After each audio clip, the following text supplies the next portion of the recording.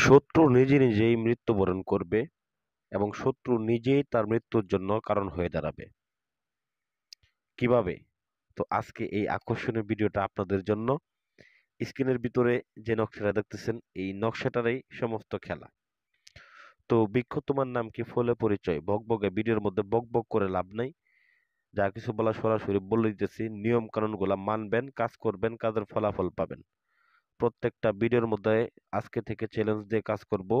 আমি আব্দুর রাজ্জাক। প্রত্যেকটা ভিডিওর কাজ করবেন। যদি কাজ না হয় ভিডিওতে কমেন্টে এসে গালাগালি করে যাবেন, কোনো সমস্যা নাই। 100% কাজ হবে, চ্যালেঞ্জ দিয়ে দিলাম আমি আব্দুর রাজ্জাক। তো স্ক্রিনের ভিতরে যে নকশাটা দেখতেছেন এটার পাওয়ার সম্পর্কে বলবো। এটাকে কিভাবে কাজ করলে শত্রু নিজে নিজে মৃত্যুবরণ করবে, নিজে নিজে মারা যাবে, সেই একটা উপায় আপনাদেরকে বলে দিতেছি ভিউয়ার্স। তো এক নাম্বার কথা হচ্ছে যে এই কাজটা করার জন্য কি কি লাগবে, কোন সময় করবেন, এইগুলা বিষয়গুলো বলবো। দ্বিতীয় নাম্বার, কাজটাকে প্রয়োগ করবেন কিভাবে, এইগুলা সম্পর্কে বলবো। তৃতীয় নাম্বার কথা হচ্ছে যে আপনাদের কোন নিয়মগুলা মানতে হবে সেইটা সম্পর্কে বলবো। তো এক নম্বর জিনিস হচ্ছে এই কাজটা করার জন্য শুধুমাত্র আপনাকে একটা কাফনের কাপড় সংগ্রহ করতে হবে কবর থেকে। দ্বিতীয়ত, আপনাকে এই নকশাটা অঙ্কন করার জন্য কালি সংগ্রহ করতে হবে, কাম সিঁদুর। তৃতীয়ত, আপনাকে একটা পুতুল বানাইতে হবে। যে কাফনের কাপড়টা আপনি সংগ্রহ করবেন ওই কাফনের কাপড় দিয়ে আবার আপনাকে পুতুল তৈরি করতে হবে। এবং শত্রুর নাম লাগবে। শত্রু ছেলে হলে শত্রুর বাবার নাম, শত্রু মেয়ে হলে শত্রুর মায়ের নাম, এই জিনিস। তো কাজটাকে সপ্তাহে 7 দিনে করতে পারবেন, শুধুমাত্র শুক্রবার ব্যতীত, শুক্রবার ছাড়া সপ্তাহে 7 দিন, অর্থাৎ 6 দিন করতে পারবেন, শুক্রবার ছাড়া 6 দিন। তো যাই হোক, বিষয় হচ্ছে এখন এই কাজটাকে কোন সময় করবেন। কাজটা করার নির্দিষ্ট একদম সময় হচ্ছে যে আপনি রাত্রে 11টা থেকে রাতে 3টার মধ্যে যে কোনো সময় করতে পারেন, কোনো সমস্যা নেই। রাত্রে 11টা থেকে রাতে 3টার মধ্যে করবেন। তো যখন আপনি কাজটাকে করতে বসবেন ওই সময় আপনার কি কি দরকার, মূলত ধৈর্য এবং মনোযোগ। লেখাগুলা লিখতে গিয়ে তাড়াহুড়া করবেন তাহলে কাজ করবেন না, কাজ করতে যাবেন না। একটু সামান্য ভুল হলে আপনার নিজের ক্ষতি হইতে পারে। হ্যাঁ, এগুলো অভিজ্ঞতার মাধ্যমে কাজ করা দরকার। তবুও বলে নেই, যাদের অভিজ্ঞতা আছে তারা করবেন, আর যেমন যাদের অভিজ্ঞতা নাই তারা খুবই সাবধানতার সাথে করবেন।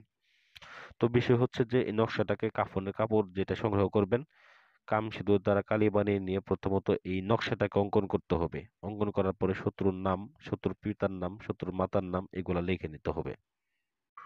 তো পিতার নাম মাতার নাম লেখার পরে সেই কাফনের কাপড়টা দিয়ে অবশ্যই আপনাকে একটা পুতুল বানিয়ে নিতে হবে।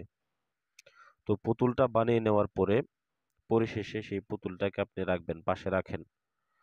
তো রাখার পর আপনার পরিশেষ যে কাজটা সেই রাত্রেবেলায় আপনাকে কাজটা করতে হবে, রাত্রেবেলায় ফিনিশিং করতে হবে।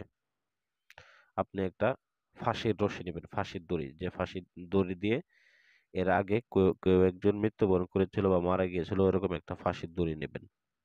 ফাঁসির দড়ি নেওয়ার পরে আপনি এই পুতুলটার গলার মধ্যে ফাঁস দিবেন। ফাঁস দেওয়ার পরে একটা যে কোনো ধরনের পুরাতন বট গাছ, পুরাতন একটা বট গাছের ভিতরে আপনি সুন্দর করে পুতুলটা ঝুলাই দিয়ে আসবেন।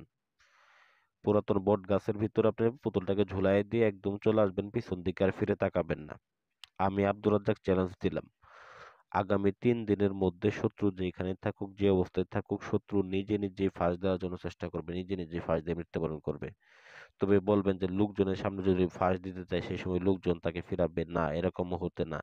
ওই সময় সে এতটাই উন্মাদ হবে না, সে নিজে নিজে এমন জায়গায় এমন সময় ফাঁস দিবে যে তাকে কেউ বাধা দিতে পারবে না। এমন মুহূর্তে সে নিজে নিজে ফাঁস দিয়ে নিজে নিজে মৃত্যুবরণ করবে।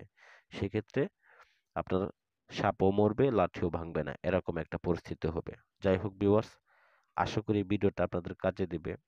তো অবশ্যই ভিডিওটা নিরীহ মানুষদের ক্ষেত্রে প্রয়োগ করবেন না, সাধারণ কোনো মানুষকে ক্ষতি করার জন্য করবেন না। যদি শত্রু থাকে সেক্ষেত্রে আপনারা এই বিদ্যাটা কাজে লাগাইতে পারেন। তো ভিডিওটা ভালো লাগলে অবশ্যই লাইক করবেন, কমেন্ট করবেন, এবং এরকম আরো আকর্ষণীয় ভিডিও পেতে চ্যানেলটাকে সাবস্ক্রাইব করে পাশে থাকা বেল বাটনটি বাজিয়ে দিবেন।